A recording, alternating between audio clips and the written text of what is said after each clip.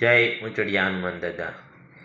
એકવાર રાતના 2 વાગે મંદિરની આજુબાજુ થોડો રડવાનો અવાજ આવે છે। તો મંદિરની અંદર બિરાજમાન મૂર્તિને એવું થયું કે દિવસે તમારી પાસે રડતા રડતા દરેક લોકો આવે છે, પણ અત્યારે રાત્રે કોણ રડતું છે કે મને રાત્રે રડવાનો અવાજ સંભળાય છે।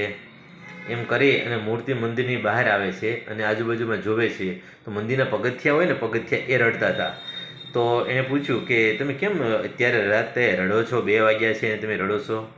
તો એણે કીધું બેસ મારી પાસે, બેસ તું, મૂર્તિને એવું કીધું। તો મૂર્તિ તેની બાજુમાં બેસી અને વાત કરવા લાગી કે તું આપણા આગળના દિવસો યાદ કર। ત્યાં કે બોલને ભાઈ શું હતું? એ કે આપણે બંને એક ખીણમાં હતા, તને યાદ છે? તો કે હા બરાબર મને યાદ છે। આપણને બંનેને એક જ માણસે ખોદકામ કરીને બહાર નીકાળ્યા, સાચી વાત? કે સાચી વાત। આપણને બંનેને એક જ વાહનમાં ભરી અને લાવવામાં આવ્યા, આપણને બંનેને એક જ મેદાનમાં ઉતારવામાં આવ્યા અને પછી એક જ શિલ્પકાર દ્વારા આપણને બંનેને આકાર આપવામાં આવ્યો। તો તારામાં મૂર્તિ બનાવી અને તને માણસો એટલું બધું માન સન્માન આપે છે, તારા શરણોમાં માણસો ફૂલ ચડાવે છે, મસ્તક ઉપર ફૂલ ચડાવે છે, ગંગાજળ ચડાવે છે, પંચામૃત ચડાવે, દૂધ ચડાવે છે અને અમારા ઉપર તો પગરખા ઘસે છે એકલા। આનું કારણ શું? ત્યારે મૂર્તિ સરસ મજાનો જવાબ આપ્યો કે મિત્ર, તો એ દિવસો યાદ કર જ્યારે આપણને મેદાનની અંદર ઉતારવામાં આવ્યા, પછી શિલ્પકાર હથોડી અને સીણી લઈ અને જ્યારે તારા ઉપર ઘા મારવાનું શરૂ કર્યું ને, પેલો ઘા તારા ઉપર મારવાનું શરૂ કર્યું હતું, કેમ કે તું મારા કરતાં વધારે સુંદર હતો।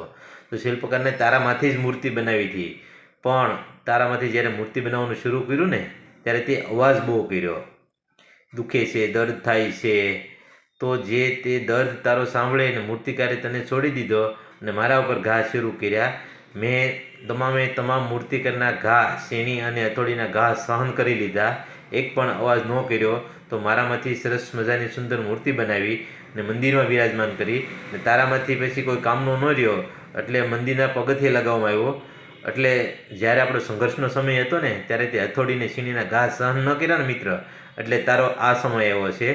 અને મેં જે આપણો સંઘર્ષકાળ હતો ત્યારે પૂરો સંઘર્ષ કરી લીધો, સહન કરી લીધું, એટલે મારો આ સમય છે।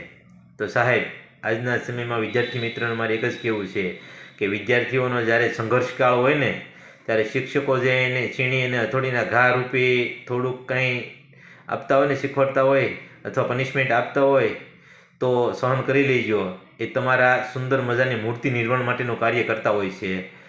અસ્તુ।